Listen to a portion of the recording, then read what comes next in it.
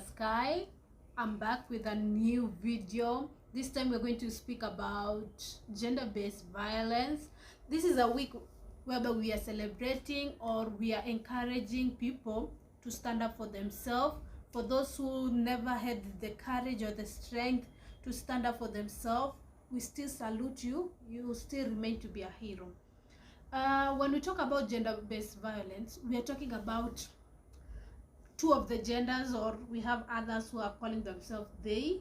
We also recognize them, but the two main genders, which is male, female, we always have a weaker gender, and in most cases people say it's women, but we also have strong women. So in the cases of gender-based violence, it can be a man who was violated or a lady who also underwent violation. So in these 16 days, individuals, let's say the students, will come up with stories or situations whereby the stronger gender has committed violence, and we will try and create awareness amongst other individuals. It can be either students or just people outside. It is wise to let people know what gender-based violence can cause. It can cause mental health problems, like poor mental health problems. It can cause depression. It can even cause suicide or even suicidal thoughts. It can cause aggressiveness. It can cause even self-denial. It can cause criminal activities whereby the person who battered the other is jailed, or whereby the criminal or the one charged with violence is taken through humiliating process, and that might later on affect the community and those who loves him, his family and stuff. So it's not good to promote gender-based violence. And someone might be asking, in situations whereby you have been violated or a stronger gender has harassed you, how should I handle such a situation? And my advice to you will be, you can either report to an elderly person or someone who is respected in your home, like your father if it's among the siblings, and if it's among the elderly people, we can involve the police, the law enforcement. They can take the right precautions to ensure that the situation never repeats itself. And also as an individual, you can defend yourself by going through some practices, like going to the gym. You go to the gym, build muscles, build your bones, ensure that you build the strength. And the gym helps with mental health also. It builds your confidence, it enables you handle situations. And in other cases, you can go for boxing classes whereby you are taught on how to protect yourself and how to maybe block blows and stuff. You're also taught at other gym areas where to maybe do karate and stuff. Just go and learn some skills, some protective skills. And the wisest thing you can do for yourself is, when you see someone being aggressive, you just walk away. Don't try and communicate with someone who is aggressive. Don't try and reason with someone who is out to injure you and harm you in a way. So in most situations, walking away is the best option. And if you are a psychologist or someone who can be able to withstand temper without trying to react in a negative way, then you can communicate with such people. And in most cases, avoid places whereby you are found alone.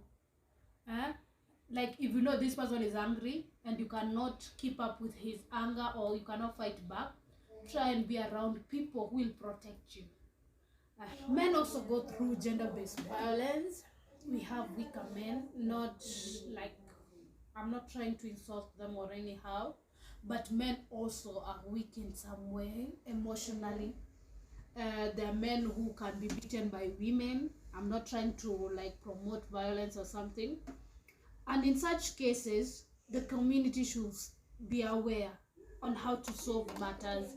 Like, they should not be telling men are not supposed to show their emotions, men are not supposed to cry, or men are not supposed to do that.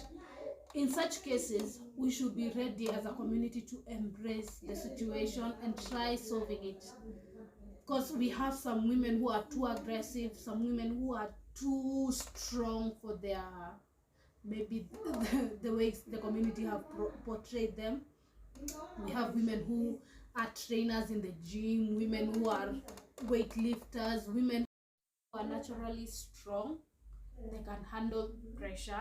They can be so violent in a way, they insult to provoke. And in such cases, we should not be quick to judge and say it's the man or it's the woman. We should find out. We should do our investigation to know who did what before we start giving judgment. And in most cases, as community, as members of the community, we in a hurry try to solve matters and forcing allegations on the gender that we think is strong, and maybe it was the lady who provoked the man. So let's do our investigations before trying to solve any matters to do with gender-based violence, because we can mistakenly charge the wrong person, and we need to charge the rightful people to one. And so you might be wondering, how can one handle situations of gender-based violence? If you have undergone this act of violence, you can report to the nearest authorities, the police and stuff.